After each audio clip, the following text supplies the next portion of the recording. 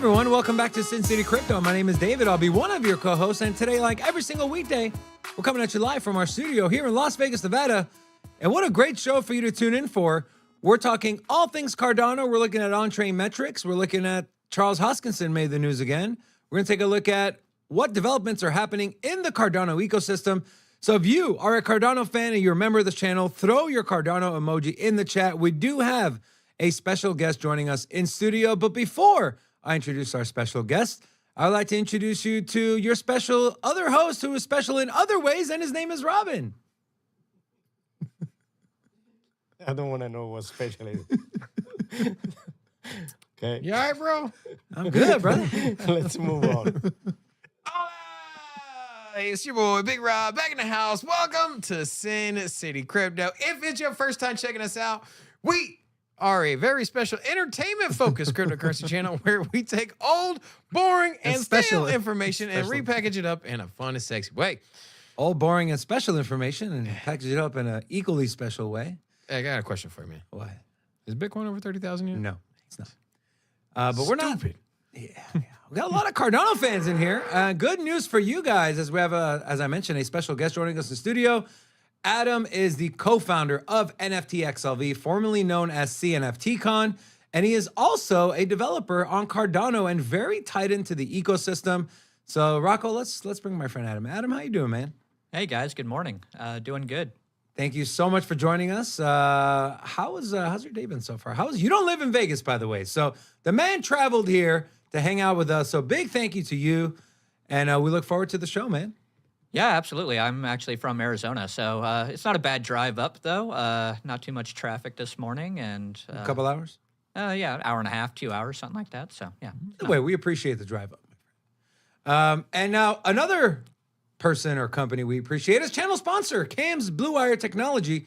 If you run a business and you want to maximize your IT networking and your cybersecurity, you want to stay safe, and you just don't have the time or resources or the know-how to handle all that, there is one company you should call, and that is Cam's Blue Wire Technology. Visit bluewiretech.com or click the link in the description of this video. Now, speaking of videos, Robin, I feel like once a month, once a week, there are new sports that garner our attention. New sports are introduced, and well, I found a new one. What do you think it is? I don't know. Something silly. Yeah. So we have, well, let's let the video speak for itself. Well, we have a human The horse riding lady again? Yeah. No, this is a different one. Ooh, that was a clean Look shot, at though. that technique, guys. Look at that technique. Adam, I'm curious. Is this an event you would travel to see? She didn't knock any of the poles? It depends on if I'm being paid or not, David, honestly. Fair enough. It makes sense. Oh, man, this is, yeah. Okay. Forget a horse, ride a broomstick. And guys, we do have a life hack for you. So, you know, in Vegas and in Arizona, it gets kind of hot. And, you know, what do people do when they get hot? They're like, it's kind of hot in here. Well, there is a device now that gives you a life hack of you don't have to worry about doing this. It does it for you. And, well, here's the device. You know, it's a magnet that clips to your shirt. And, well, you turn it on and there you go. Fresh air Bro, coming if I through. saw that, I would. My thought is elsewhere. I'll put it that way. Interesting. Is this something you would spend money on, Robin? No. No? You think this is patented? Sure. Okay. Thank you for that, Robin. You're welcome. Now, that's the only couple I found, unless you got one you want to bless us with. Oh, here. The hard on the funnies today. All right, here we go. So I got this this guy here. So guy walks Is over. that a dog? Yeah. There's a Is that a dog on top of the elevator? guy. He's like, dog's just chilling. Like He's not, okay. he's like, Jesus.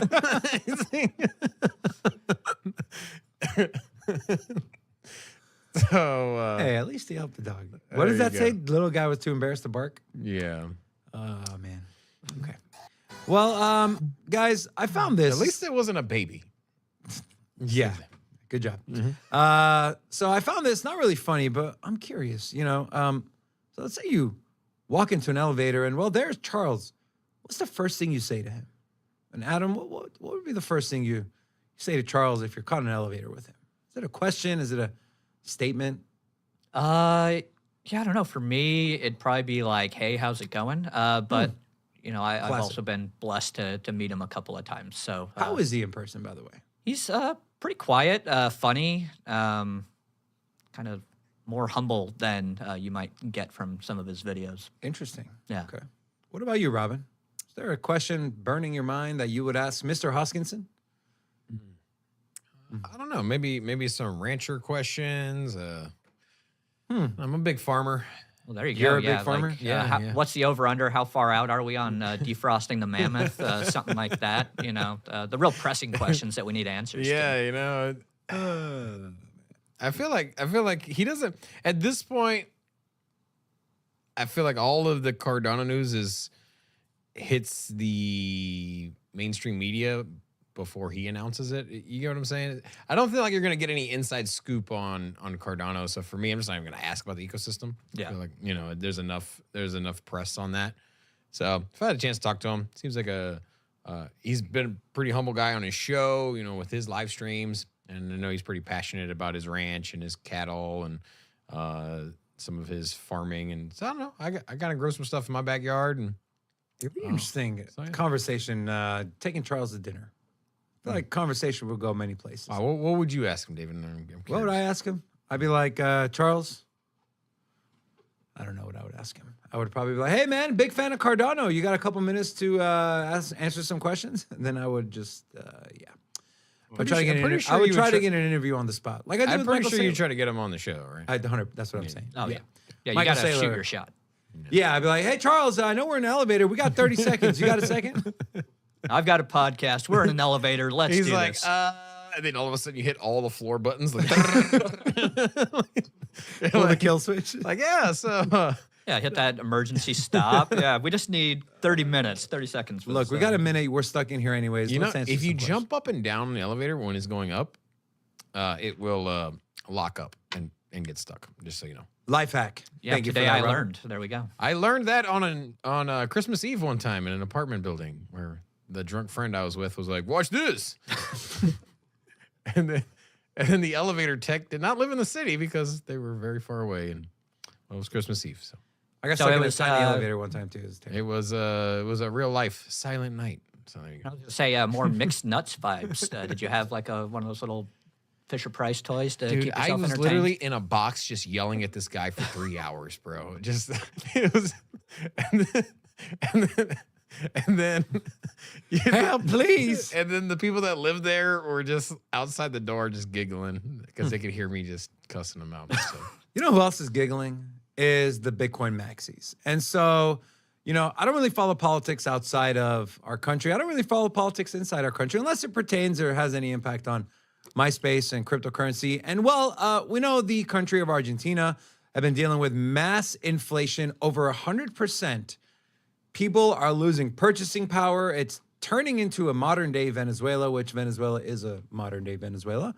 But we do have the leading presidential Wow. candidate. Good takes today. Thank you bro. very much.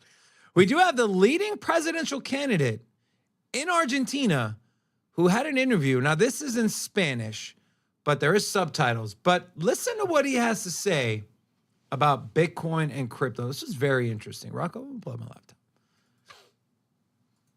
De Bitcoin todo el tiempo. No sabemos bien qué son los Bitcoin, pero ya hay gente que lo pondera como una especie de alternativa monetaria. ¿Vos creés que es posible en Argentina esa discusión? A ver, ¿cuál es el punto? El punto es que lo primero que hay que comprender es que el Banco Central es una estafa, ¿sí? Es un mecanismo por el cual los políticos estafan a las personas de bien con el impuesto inflacionario. El Bitcoin lo que está representando es la vuelta del dinero a su creador originario, que es el sector privado. El dinero es una invención del sector privado para resolver problemas, digamos, de lo que tiene que ver con, en una economía de trueque, sería la doble coincidencia y la indivisibilidad, y después aparece el papel, digamos, como una cuestión de portabilidad.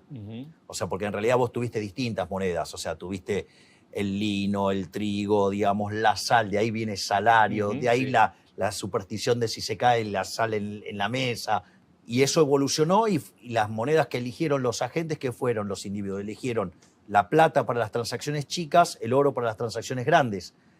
Y eso después, digamos, como era un peligro cargarlo, entonces ¿qué hacían? Lo dejaban depositado y se llevaban un comprobante de que estaba eso ahí. Y después en 1445, digamos, en el primer congreso de Génova, digamos, los estados se apropiaron de, digamos, de tener la exclusividad para poder emitir. Es que es el curso forzoso, que esta es la clave. ¿Por qué? Porque el curso forzoso es lo que le permite a los políticos robarte con el impuesto inflacionario. El Bitcoin no, digamos, tiene un algoritmo y un día va a llegar a una determinada cantidad y no hay más.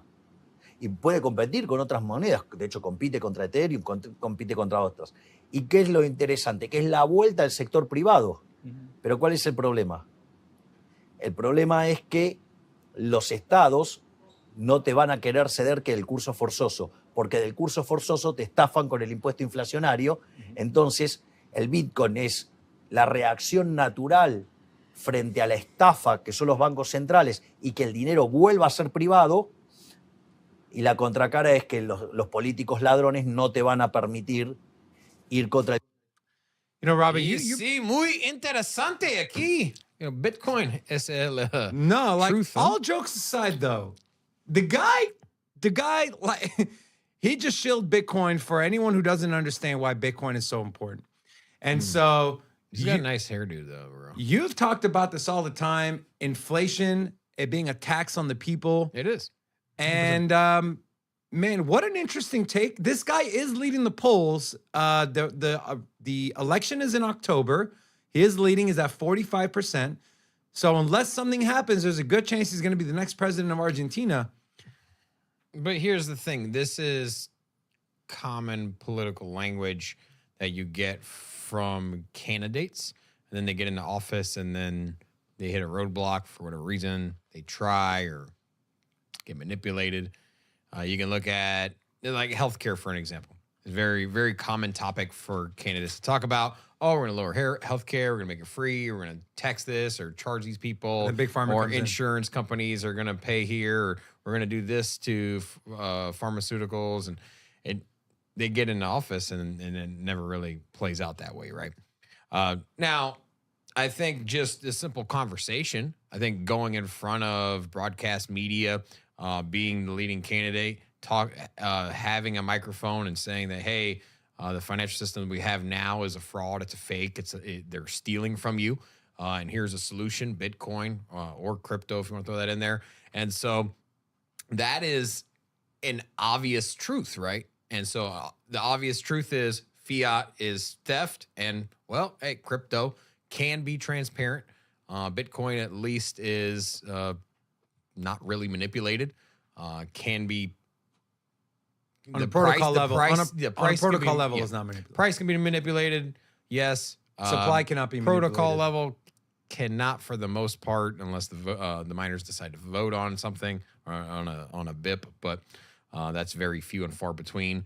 Anything dramatic that would change, they probably wouldn't even vote on it. So, yeah. So I mean, it's more of a realization. I don't see myself personally. I don't see them adopting Bitcoin in the short term. I think he's going to be hard pressed to do so. And he said it himself.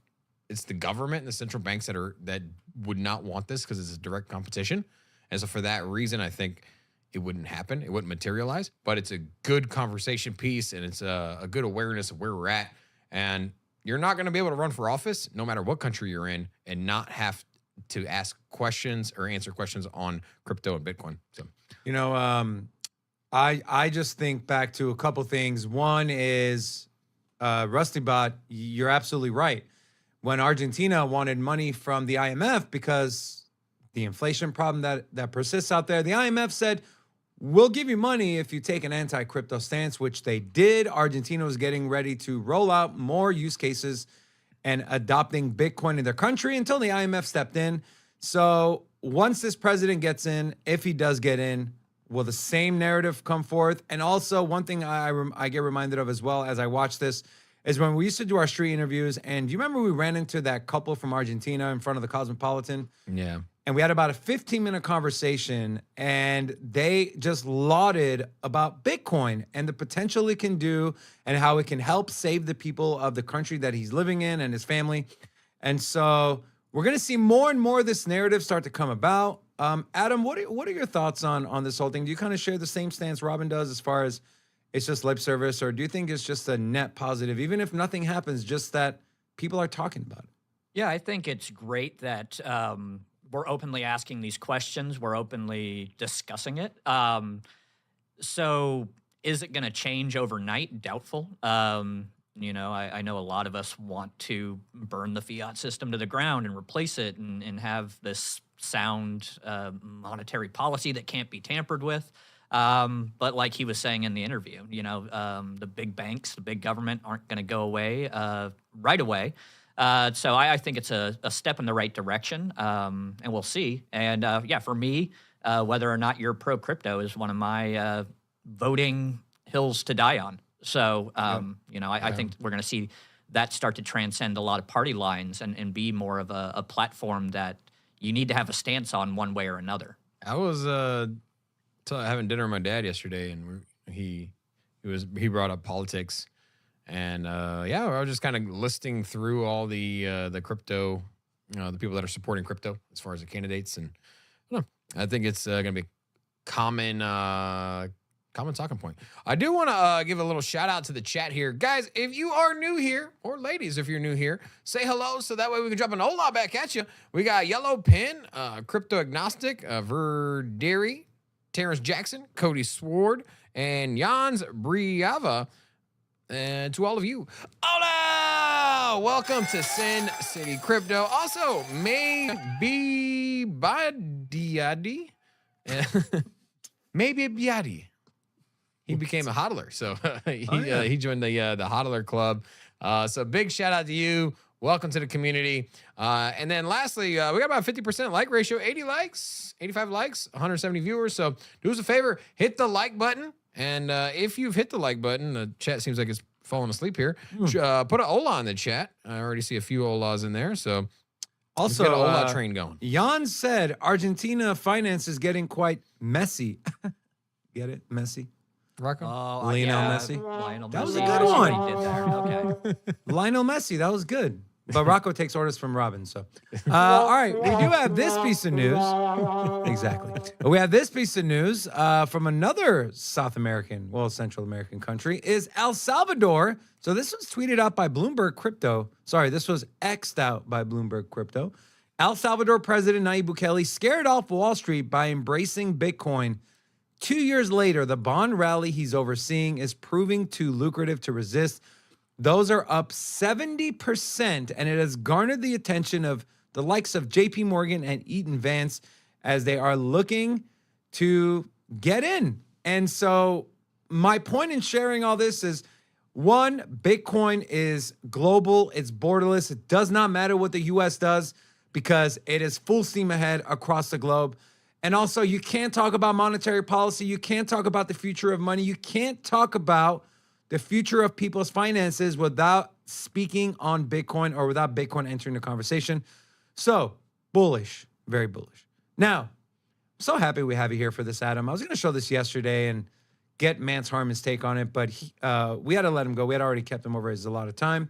So, this is Vitalik talking about layer 2s on Ethereum.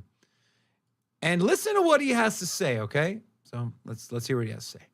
And the other thing that, like I've talked to the roll-up team, said they all want to do next year, is they want to start taking off training wheels, right? So the roll-ups and layer 2s that exist on Ethereum today, they basically all have what I call training wheels, like some kind of backdoor that lets developers come in and like say stop and change the protocol if they see that some kind of bug has happened. And Adam, what's your, first of all, did you see this this clip before we showed it right now? Yeah, I think I saw the other some of the thing comments that yesterday. Okay. What are your initial thoughts? I mean, this is not a surprise to you, right? And what does it mean? Like, you got this guy saying there's back doors to these layer 2s, some that are decentralized. What does this all mean?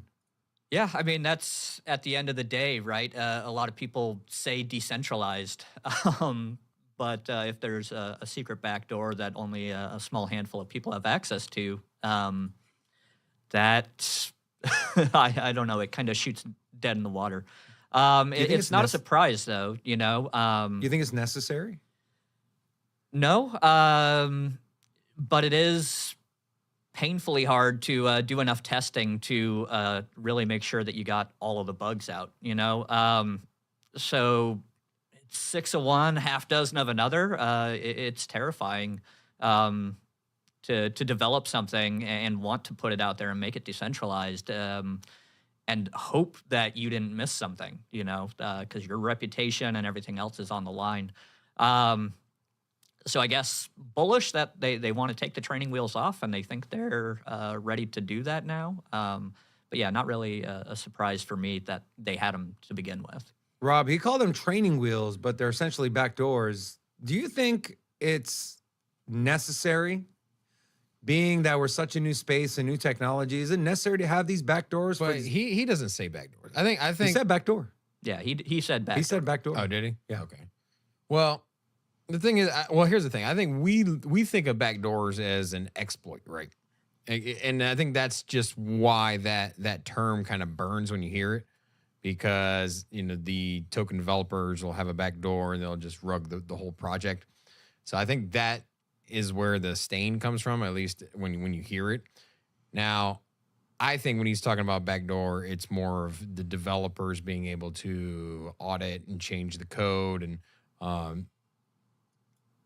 as you mentioned, is that it's still in a new space, and every new crypto is not going to be decentralized. I mean, you can even look at Bitcoin. Bitcoin was highly centralized in the first couple of years that it was out, and so it's just the how this game works, and I don't know. I think it's pretty straightforward.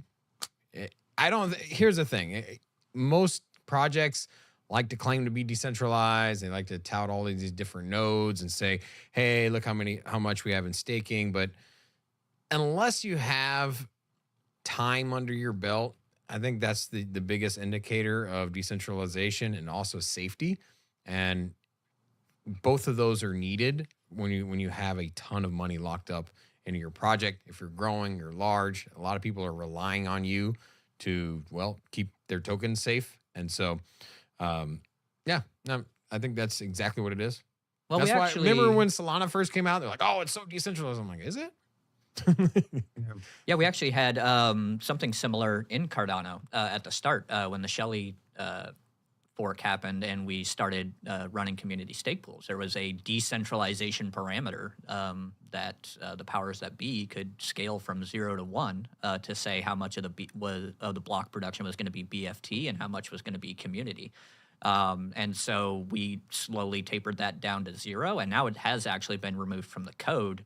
But yeah, I mean, you're talking about potentially millions or billions of dollars of people's financial assets.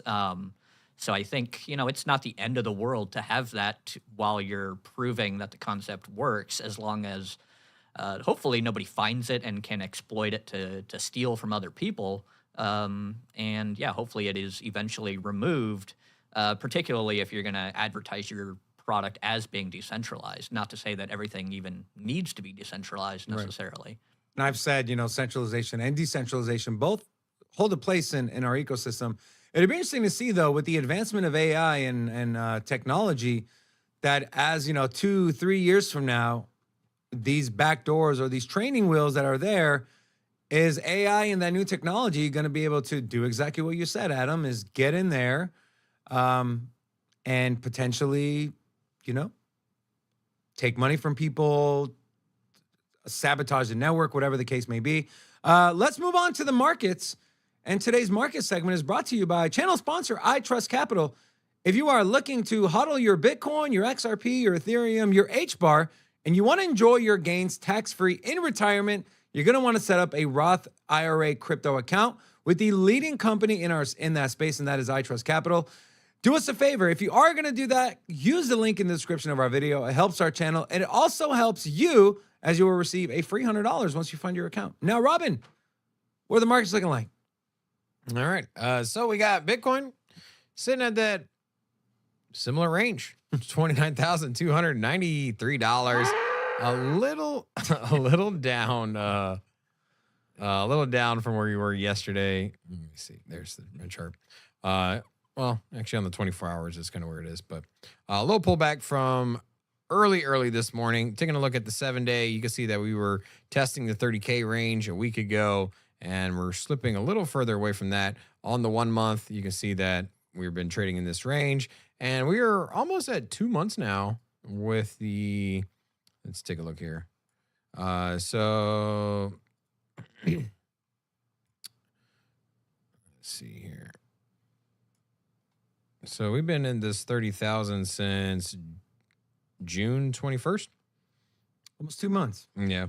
So it'll be 2 months next week. And Feels like 2 years in crypto. yeah. So with these moves, we've been, at least I've been talking about it quite often, is that we have had price consolidation for a 2 to 3 month time window over the last year at every major price point. So 20,000, 25,000, 30,000, and so, or 30,000 now. So I'd expect a big move here shortly. Taking a look at some of the biggest gainers on the day, you have, Jesus Christ. what is this? I don't know. What is that? Yeah, something, Say? Die. not sure. What is that? It's obvious. It's up 2,000%, so it's something that just, Huh. but not at all. Interesting. Okay. Anyways, getting into Thorchain up 6%. This one's been moving. What is the Thorchain news? Do you know? It's No up, news. Up 50% on the week. It's got to be something had to break on this. I saw Nothing it. news that I saw, but hey. I saw it on Sunday rallying. So, something going on. If a project moves that much, I always call into question what's going on with the tokenomics if there's no news to support it. Especially something as large as Thorchain, but I'll take a look at it. Shiba Inu up 4%. Hedera still up another 3%. Today on the 24 hours, up 13% on the week. And some of the biggest losers today, you got Lido, Pepe, and ApeCoin all down 3 to 5%. So ApeCoin is about to have a lot of tokens become unlocked. So So just be careful, guys. Understand what you're investing in. Understand the tokenomics. And I think we have a news today. Sandbox's $300 million worth of tokens is going to flood into the market. So you got to pay attention to the inflation rate of these tokens. That's why when we talk about investing, of course, it's not investment advice.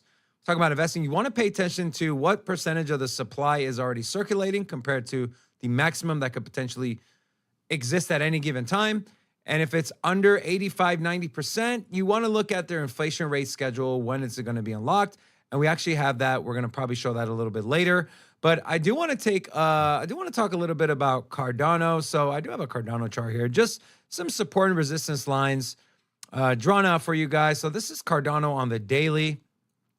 So a couple lines. The first one is going to be a support line that we kind of tapped as resistance. This was back on July 14th. And the next line has been a resistance line that got flipped into support.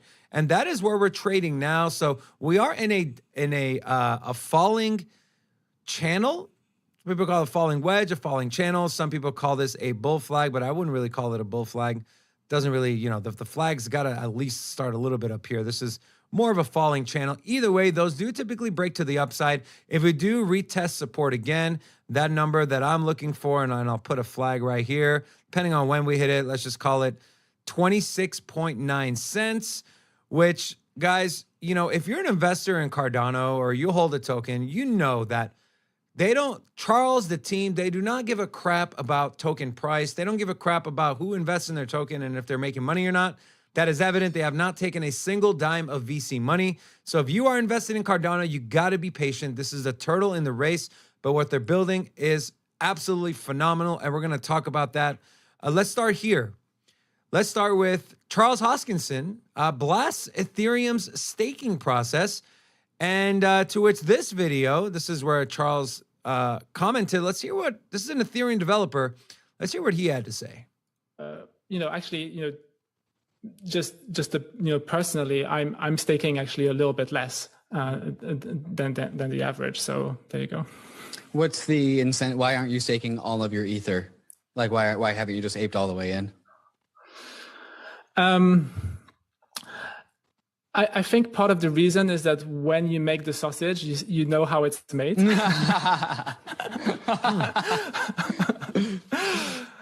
there's a bunch of. If I make sausage, I will eat it. I'm just gonna throw that out there right now because first of all, I do have a sausage maker at home. Do you really? Yeah, I do. Of course you do. Hey, man. No, I'm not saying that. I'm saying like if you ever been to Robin's house, dude's got upgraded kitchen appliances, everything. So I'm not surprised you have that. Yeah. Yeah, no. But what does he mean by that? He means if I'm eating something, if I'm using something, I know how it's made. And so he's referring to not knowing how Ethereum staking works. And this guy's a developer. So before I ask Adam, Robin, I want to ask you, and before I ask you actually, let me go ahead and share what Charles tweeted or commented. He said, I remember when we were brutally mocked by the ETH developers about the design of Ouroboros. Good times.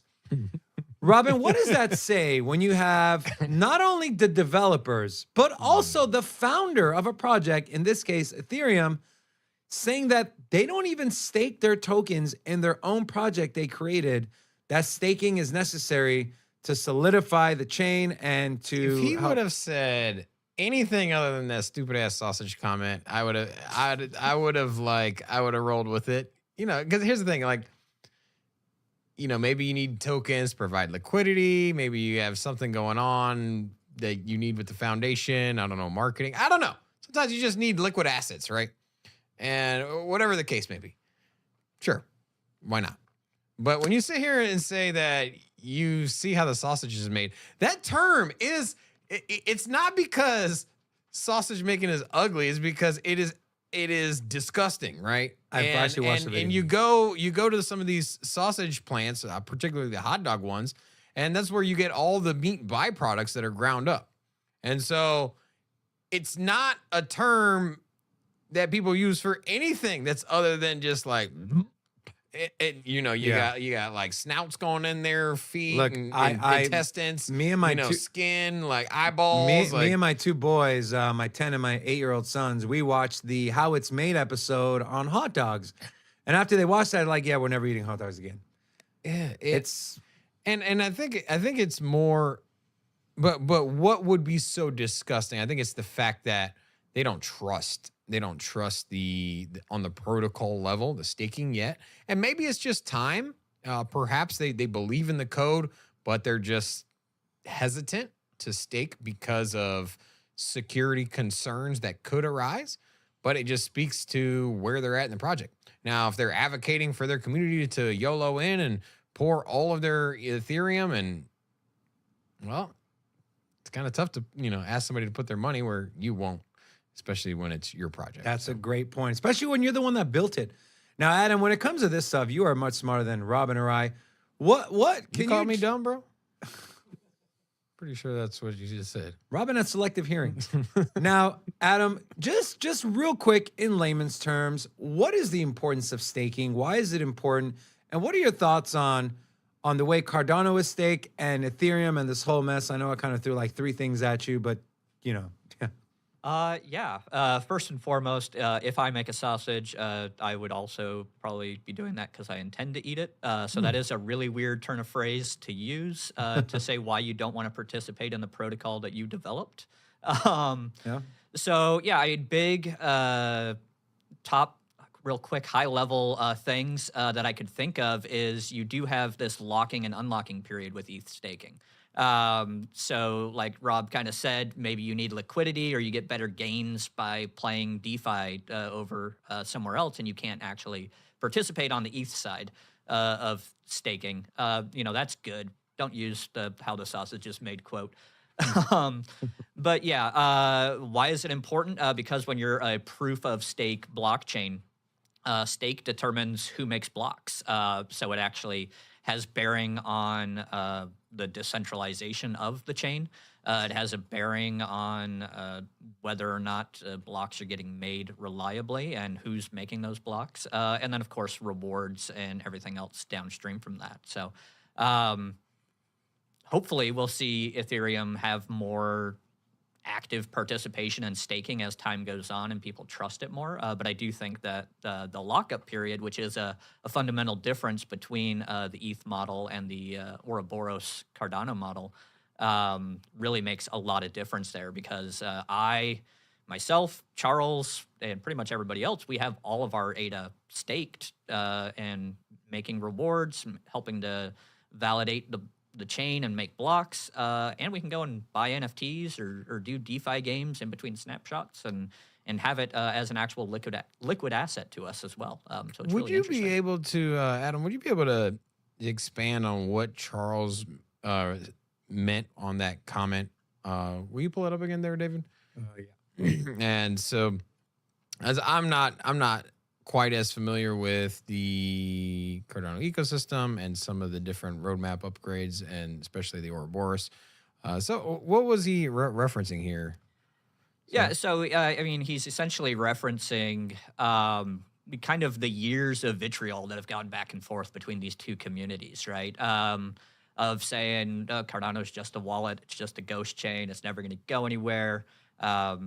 Basically, even though there was the research papers on Ouroboros out there, that it was a failed idea. And this, you got to remember, Ouroboros and the Cardano proof of stake framework was developed when Ethereum was still very much in the proof of work camp. So kind of a bit of mocking about proof of stake and, oh, you can just buy your way to success. When a few years later, Ethereum's migrating to proof of stake, and the core developers don't want to eat the sausage that they just got done making. So, that's where we are. What is the benefit of having liquid staking on chain? Now, I know there's platforms that offer liquid staking like Lido, but those are essentially centralized entities. Some are decentralized, but you're handing over your tokens, and essentially they're giving you a token in return that's liquid. What are the benefits and even potentially the drawbacks of having a staking model like Cardano, where it is liquid on chain, versus something you have to lock up for a week or whatever the amount of time is? I think it really boils down to how you are choosing to incentivize your stakers. On Cardano, with Cardano liquid staking, the worst thing that can happen is your stake pool doesn't make blocks for some reason, so you get no rewards. But there's not this concept of slashing, so you don't actually need to take custody of somebody else's funds. You don't need to have it locked up for some time period, because essentially what you're doing is saying, where were the tokens at the snapshot time for the next validator period? So yeah, when we see other models like Ethereum and other blockchains that do have slashing as a negative incentive, they need to have custody of your funds so that they can destroy your coins, which is something that's not possible on Cardano. That is very interesting. I got a question about sausage here. Do you guys, is it okay to put ketchup on a sausage, or is that a no-no? I mean, I know the standard protocol is mustard, right? Yeah, are we ketchup. calling a hot dog a sausage just for the sake of this? I think it is in the sausage family. Then yes, ketchup is fine. Yeah, ketchup, well... And relish. Okay. Yeah. How about this? If it has one of those, the casings, the intestinal casing, whatever, it has that bite.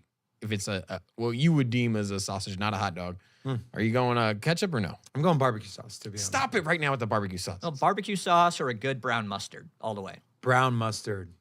Yeah, definitely. Well, what does the chat think? Guys, is it okay to put ketchup on a sausage? Put a one in the chat if you agree with Big Rob. We're curious. Or actually disagree. You just say that pretty much a salami is a sausage. Yeah, Salami starts life as a sausage before it's dried out, right?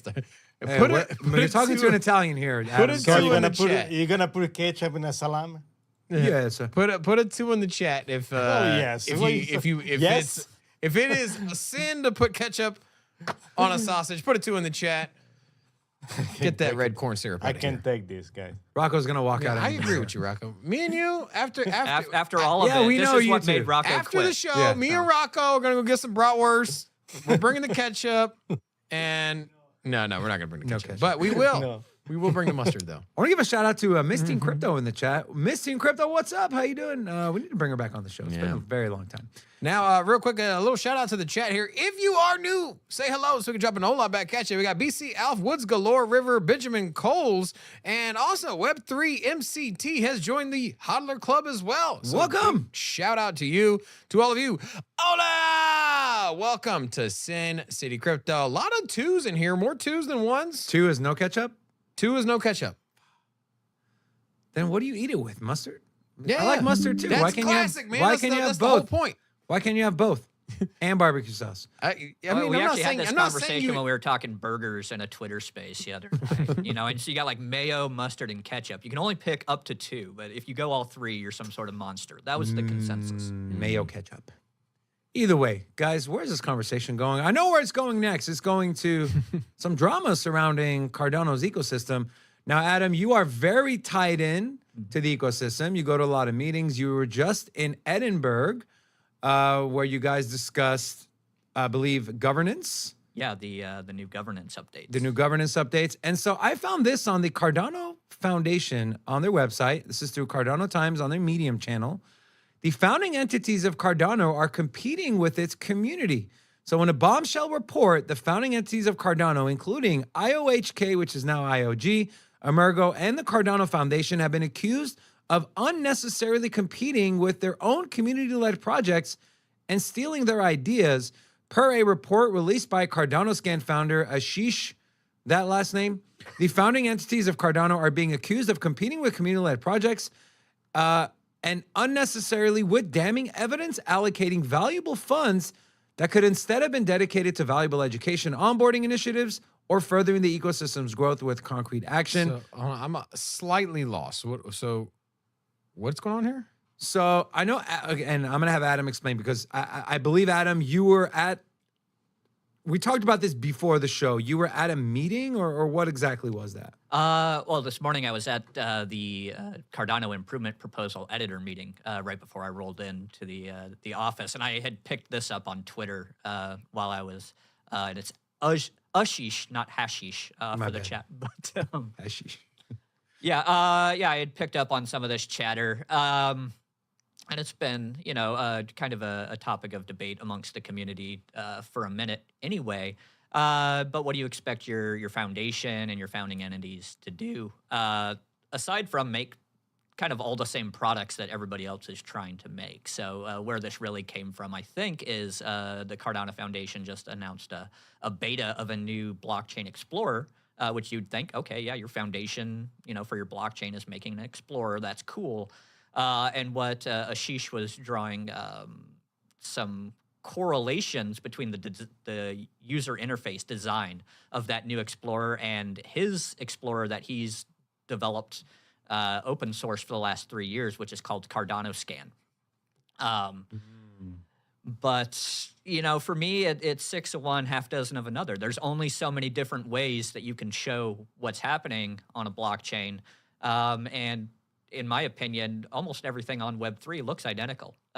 Let's pull up OpenSea and Magic Eden side by side in JPEG Store, and they're going to look pretty much the same. That's a good point. Okay, so what do you say to the allegation here that they're taking money that should have gone to these funds, these projects, and helping grow the ecosystem, and they're essentially either using it themselves to create similar things, taking people's ideas? Does this news have any not relevance, but does it have any truth to it? And from your experience, and you've been in the ecosystem a very long time, you do go to these CIP meetings, these improvement proposal meetings. You are a developer. You have used the chain. Is there any truth to this? And just what are your thoughts there? It's actually something that I was commenting on recently in the Cardano ecosystem in general, but I think we have like 10 or 12 different community-developed wallets at this point. And they all have things that they do okay or good, and all things that they do kind of crappy and less good. So one of the points of this thread today was that IOG is actually developing their own wallet called Lace. It's a light wallet for the Cardano ecosystem. I've thought for a long time that it would be better if we all combined resources and we used some of these community teams to team up, and the guys that are good with user interface can get with the guys that are good with smart contract interaction and make one really good wallet. But it seems like maybe to keep on the sausage thread, but we have too many cooks in the kitchen and not enough helpers. Everybody wants to kind of be their own chef and in charge of their project. So we have a lot of diversity. I don't think that's necessarily a bad thing. I think what it helps do is refine and iterate and hone what is best for the overall ecosystem. And two of the three companies that are mentioned as founding entities are for-profit businesses. Right. So there's only so much that you can expect them not to compete. But also, most wallets don't make any money, as far as I'm aware. How are they going to make money? So this is a lost leader, and people are just putting in their time and effort to it. So for me, it's a little bit of a nothing burger.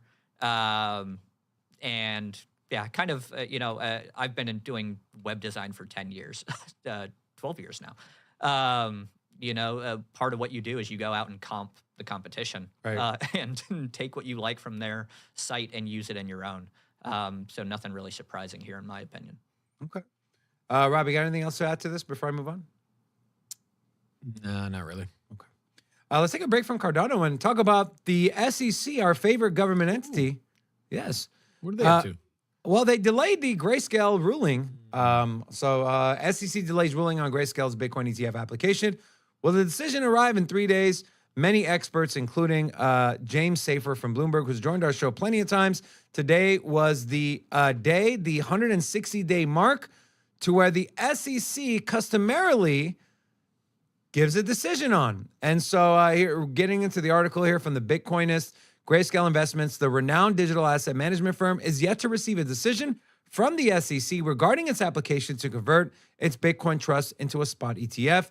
Despite surpassing the customary 160-day review period, market participants eagerly await the next batch review scheduled for this Friday at 11 a.m.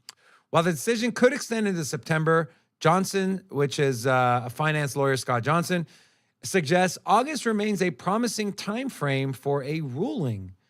Rob, I mean, it's pretty obvious the SEC is like going to delay everything. Do you think there's something in their mind that they're delaying for? What are your thoughts on this? Are you surprised? They're delaying BlackRock to the very end, and any application before then will just get delayed. So we're at the mercy of the SEC. I mean, right? Okay. Before BlackRock submitted their application for a spot Bitcoin ETF, did you think that the SEC was going to approve anything in the short term? In the short term. Okay, after Grayscale filed the lawsuit, I did think the chances grew substantially. But prior to that, no. Okay, so regardless of the court case, right? Regardless of the court case, the SEC was going to deny all spot Bitcoin ETFs this year. They were. They were. And with that said, the narrative changed when BlackRock got in. So it's not that BlackRock got in, submitted their application, and now they're like, well, let's approve the other ones. No, they're going to approve BlackRock. That's what's going to happen. I mean, it's all speculation, but Rob Stradamus is telling you it's going to happen. Stradamus. And so that's the thing. They're just going to delay. They're going to delay everything until the last minute. Then they'll pass the BlackRock one. My only thing is that with the which one's the Cathie Wood one? ARK Invest. The ARK Invest. Is it ProShares? Is that ProShares? Yeah, the ProShares one. So that one, that's the curious one because that one's going to expire before the BlackRock one would. And so if that's the case, will they physically deny it? I know they'll delay it to the end, but I don't know if they already delayed once. Yeah. And they delayed on Friday. I don't know if they'll deny it and then approve BlackRock shortly thereafter because there is a little grace period between the two. So I do think that I would be very curious to see that final deadline on the ARK and ProShares spot Bitcoin. I think that might be the one that gets approved which I think would come at the very end of the year, early next year. I think a majority of the analysts and experts are saying that we're not just going to get one approval. If they do decide to approve, we're going to get 5 at one time. Well, if you looked at the futures ones before, they approved they had the ticker first. That was what kind of led off the rumor mill saying, hey, they're about to approve this. And so you had the futures tickers being approved and being put on the CME. And then as soon as we saw that, we're like, oh, here it comes. And I think we'll see the same thing. I don't think it's going to be we'll wake up one morning and they say it's approved. I think it's going to be the rumor mill is going to catch on fire. And then boom, here comes 5, 6, 8 ETFs as well, all at the same time. Adam, you got anything to add to this? Just your general thoughts on this whole situation and Grayscale and these ETFs? No, for me, I would actually wonder if the delay is more kind of going back to the drawing board on the crypto strategy for Gary and crew, especially given the recent court losses and some of the negative setbacks they've had. Because, just my suspicion, but it feels like he's kind of on thin ice in terms of how he's been running the agency lately. He's taking a lot of L's, and he's getting a lot of pressure from the people that put him where he is. Well, Biden put him where he is, but people had, Congress had to, Senate had to approve him. And so, the beauty of it, he's not just getting pressure from one side of the political aisle, it's both. It's Democrats and Republicans, very outspoken, saying, Gary Gensler, what the hell are you doing? Will he be held accountable? That's why I said I think this Grayscale lawsuit, the crypto industry has come to the conclusion that to get anything done in the U.S., to get Gary Gensler to see what we're trying to do and to get on board, we got to take it to the courts. Coinbase is doing that. Kraken has done that. So is Grayscale. And we know the court system in the U.S. gets dragged out, but at the very least, we should get some clarity one way or the other. That way we can figure out how to move forward here in the United States. I do want to, Rob, do you want to take a quick intermission and say hello to the chat? Yeah, we do got a few new people. We got FUD Expert, Crypto Style, and Crypto Jedi in here. If you're new, say hello. So we're going to jump an hola back at you. Hola! Welcome to Sin City Crypto. Also, we're at 100 and how many likes we got, Rocco? 134. 134. So hit the like button. I'll tell you what, when we hit the like button, maybe we'll give something away. What? Yeah. Stop. So if we can get 160 likes. It's a 150. 150? 150, we'll do We can some. get to 160. It's only 26 likes. Okay. Oh, well, we'll give some stuff How away. about 155? 160. Calm down. Okay, God. Jesus. 52 and a half. What about Why don't you 188? put some ketchup on that thing. Because 8 is like a sausage. Anyways, a lot of sausage talk today. I also want to talk, so this is, let's shift back to Cardano. And so this was kind of interesting. And Adam, you were talking about this pretty passionately before we went live. And I stopped you and I said, save it for the show because I want to have a reaction that's, can't find the word I'm trying to use, but yeah. Cardano successfully mints Bitcoin as Big Phase unveils for the network. You today attained a key milestone this week with the mainnet launch of ANATA BTC. The protocol, which brings on-chain wrapped Bitcoin to blockchains, saw its deployment on Cardano mainnet on August 8th. The long-awaited event brings Bitcoin to the Cardano ecosystem, allowing users to effortlessly interact with both coins.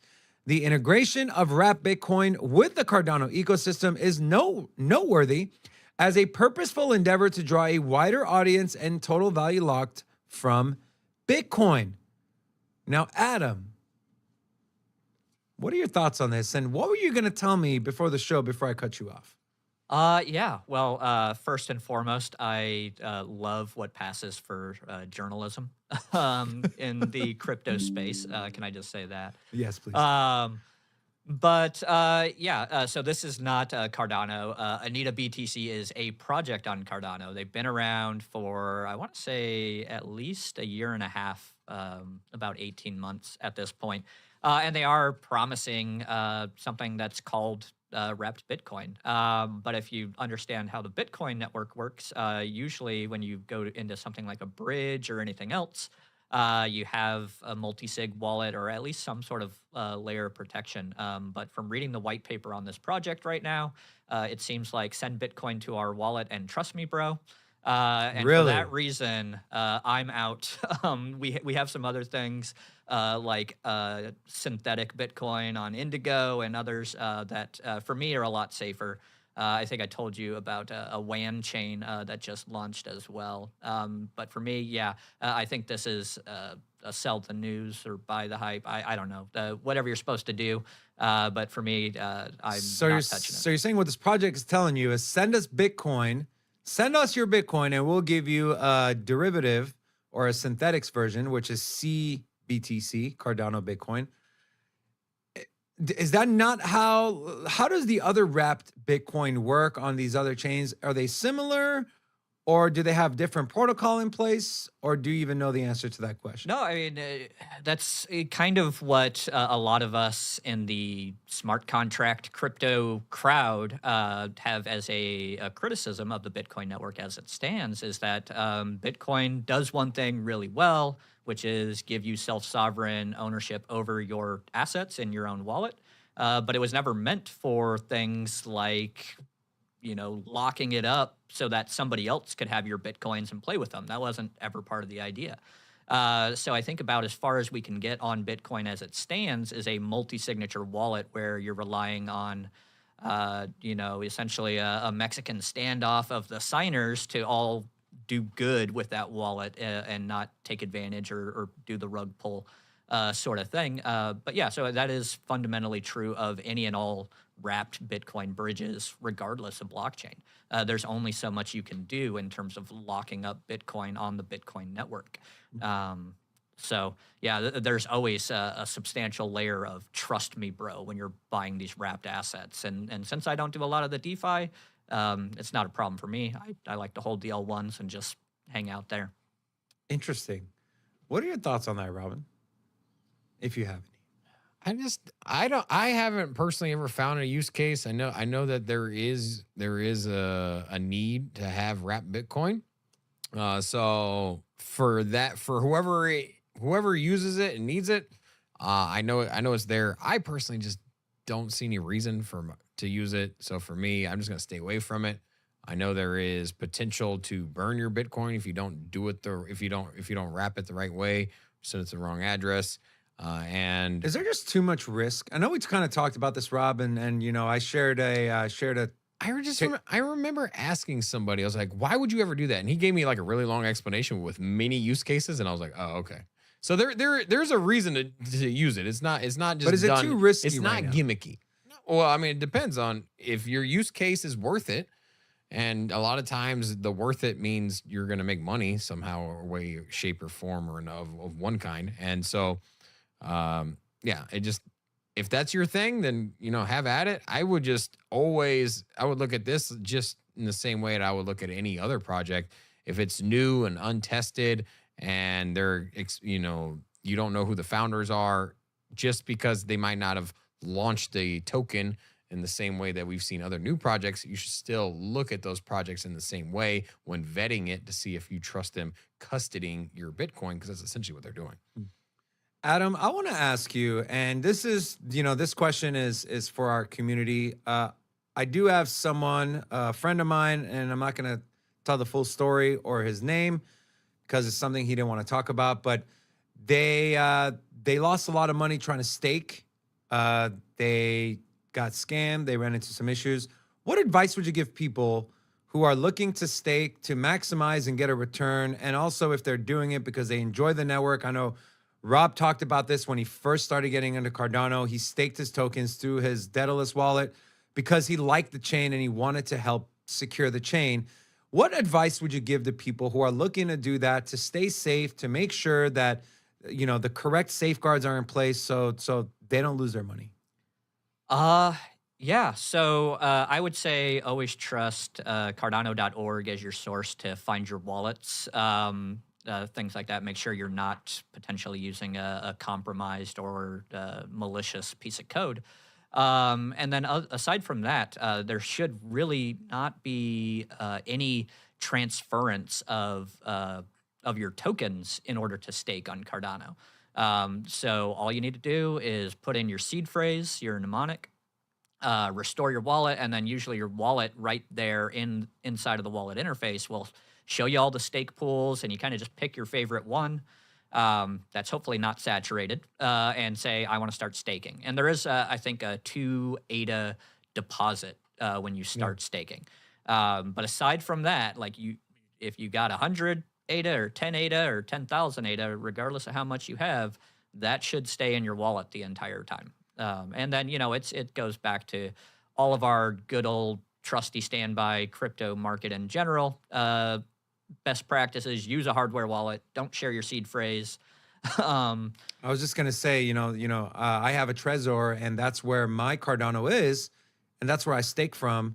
What is that like? Is that can we say that's one of the safest ways to stake is through a hardware wallet that automatically does it? Yeah, absolutely, because there's no way for those funds to leave that wallet without you clicking the button on your Trezor, right? So, I mean, like, there's always the $5 wrench attack. I can meet you out back in the alley and beat you with the wrench until you give me the password. But aside from that, like, you can't get wallet drained regardless of what network you're on because you have that Trezor. So, absolutely, get a ledger, preferably not one of the ones that has that back door for sharing your seed phrase, or a Trezor, and definitely always use a hardware wallet. Okay.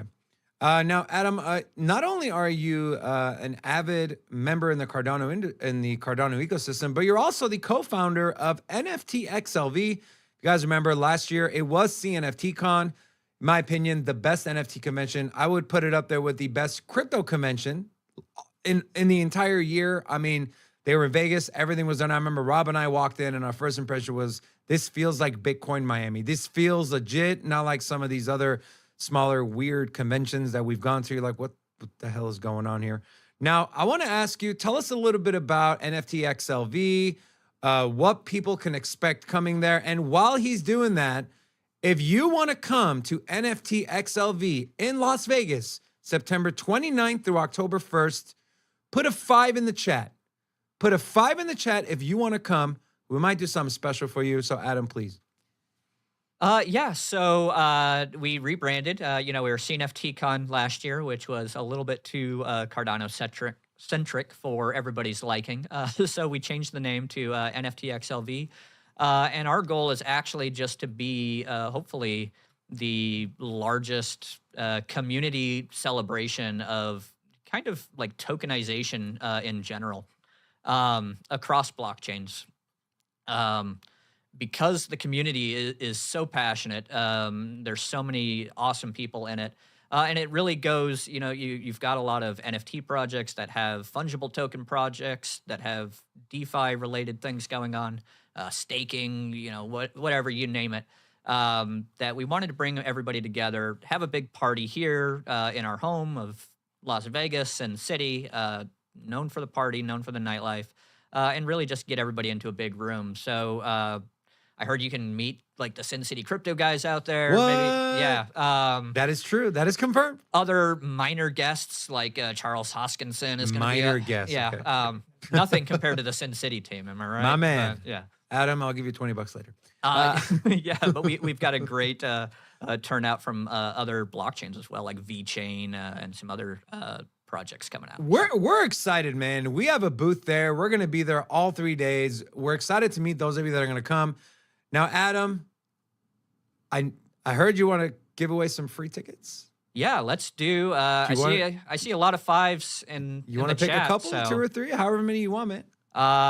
Yeah. Let's do 3. Let's do 3. All right, you pick the names. All right. Let's see. Well, I gotta do Big Hands Dan. That sounds. Big Hands Dan. Big Okay. Hands Dan. Why not?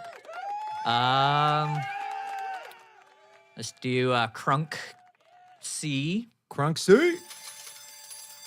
And Raul San Miguel. Raul San Miguel. So you 3, do us a favor. Drop your Twitter handle in the chat, and we will reach out to you and DM. Just DM us on Twitter. Yeah. Yeah. There you go. DM us on Twitter. All right, guys, go check out our social media. And before I get into all of our social medias, do want to give one last shout out. Channel sponsor, Cam's Blue Wire Technology. They sponsored today's show, and they sponsored every show this week. If you want more information on how they can help your business, visit bluewiretech.com. Also, speaking of visiting, visit our new website, sincitycrypto.io. Visit our Discord, visit our Twitter, and all of our social medias. Thank you to all of you that support this channel through memberships, through super chats, through everything that you do. We appreciate you guys. To the 2 hodler members that just upgraded. Also, speaking of supporting, we have a $199 super sticker from Ninja as well. Web3 MCT has gifted 5 memberships. And then we had a few new people here that I spotted. Salami Amor, which... that's got to be one of them. No Ketchup, first of all. And then Santiago Stroked, RB 15,000, Corey West, Jim Dodo, Granny's Garden. And so to all of you, hola, adios. Guys, also, we do have a merch store as well, internetcrypto.com. Rocco did add some new Sin City merch on there. Rocco, can you please share that? All right. That hoodie right there, the third one, that one. Click on that one. That one looks dope. I think I'm going to order one of those for the summer. That looks sick. So you go on here, not only will you find Sin City Crypto merch, but you will also find other merch as well. You have different collections for different projects. That one's dope. That one is sick. You want to pull up the Cardano ones since we got... Oh, yeah. Yeah, you have XRP, Cardano, bam! Dude, these are sick. That looks pretty dope. And so, guys, if you are a Whale member, you do get 10% off the entire store. So big shout out to you guys. And if you want some merch, whether you're a Cardano fan, a Sin City fan, or just a crypto fan, you got everything you need on internetcrypto.com. And with that being said, Rocco? Guys, thank you so much for tuning in. Big thank you to Adam for joining us in studio. We hope you got some great content from today's show. Come back tomorrow for another amazing show. Same place, same time. Also, Robin will be on Around the Blockchain today at 5 p.m. Eastern Standard Time. Go support. With that being said, guys, love you. Peace. So every day stay tapped in. For big facts, no capping. With Bitcoin, if you're in, then you win. We divide the pie with no fraction. It's Big Rob, David. I split the game, but they gave it. Name the coin that's your favorite. I got dry powder, why save it? To the OGs, new beginners. Special shout out to the Whale members. Buy the dip, sell winners. Ain't really nothing you can tell sinners. Tune in for the latest new flavors. They gonna teach us mean coins. They polarizing like barbecue chicken pizzas. I laugh with a major grin. Laggers, we trade them in. Baddies, they came to sin. And sinners gon' play to win. Screaming, hola, till my bags are flowing over. Hold ya to the moon and to the solar. Won't I? Don't be letting FOMO control ya. It's over when the finger turn